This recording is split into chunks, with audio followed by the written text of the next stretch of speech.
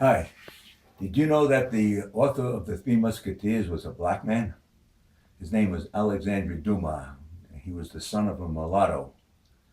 Now, he was born into under very poor conditions, in very bad poverty.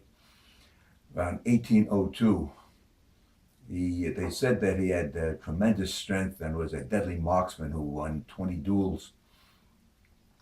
Now, Dumas, when he was very young, in his teens, got smitten by the literary bug when he went to see Hamlet, the play by Shakespeare. And he loved it so much that he memorized the entire play. That's how good he was. He had a photographic memory. But his intelligence, like the intelligence of many geniuses, was very, very lopsided. They say he was terrible at multiplication. Never in math, he never got past the multiplication tables. Didn't even have them completely memorized. And they say his mother wanted him to be a musician at one time, tried to give him violin lessons, but even after 2 years, he was so bad that he couldn't even tune his own violin. But as far as writing went, oh, he was up there. He used to devour everything that he could get his hands on. He was one of these compulsive readers, but he especially loved the histories and the mythologies. Now, as I say, the play Hamlet inspired him so much, grabbed him so much, that he decided to write a play of his own, which he called Henry III.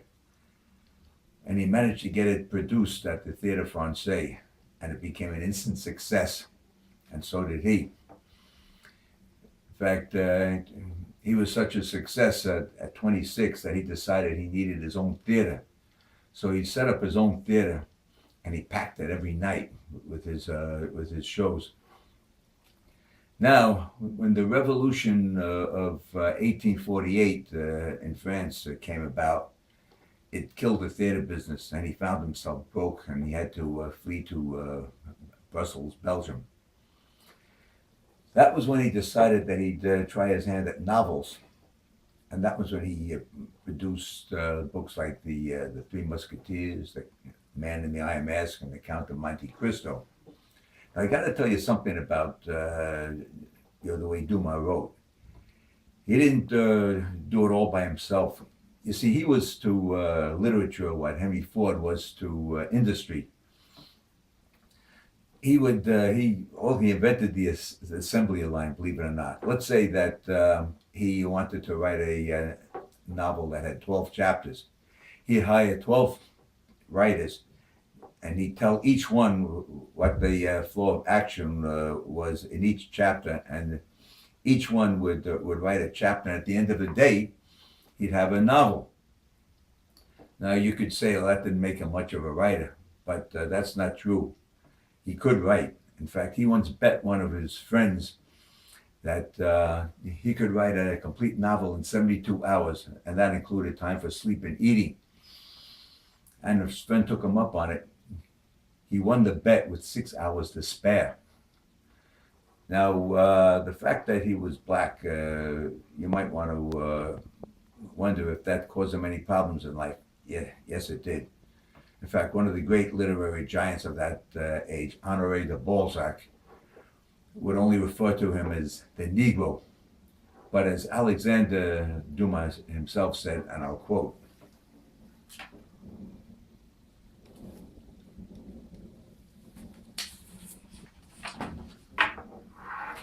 "When I discovered that I was black, I determined to act so that men should see beneath my skin."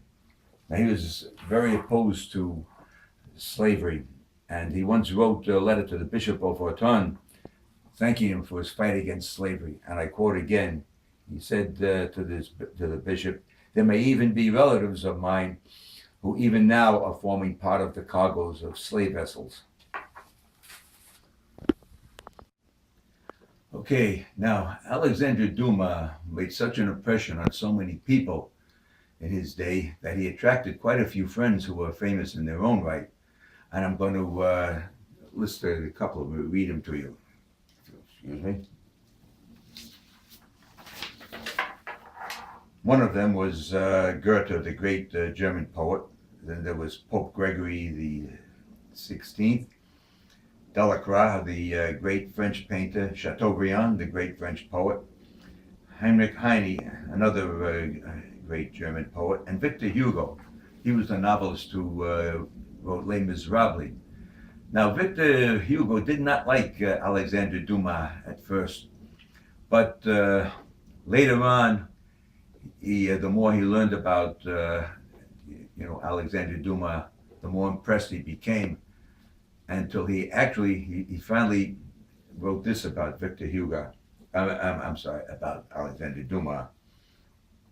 I love you more every day, not alone because you are one of the brilliant lights of my century, but because you are one of its consolations. Now, Alexandre Dumas died in 1870 at the age of 68. The great poet Heinrich Heine wrote of him, on Heinrich Heine's deathbed, he had Dumas novels read to him and wrote Dumas, your first name and your last name are currency worth more than gold and silver. Now, a journalist of during that era wrote of Alexandre Dumas, the two Americans sent fleets of packet boats to fetch his novels. His dramas were played in Egypt to delight the old age of Muhammad Ali. His writings have been read in Chernandagor and Tobolsk. He has had hundreds of theatrical pieces performed and published in thousands of volumes. He became a soldier in order to take part in street fights. He commanded a legion, has taken part in 20 duels, fought as many lawsuits, chartered ships, and distributed pensions from his private purse. He has danced, hunted, loved, fished, hypnotized, cooked, and made 10 millions, spent much more.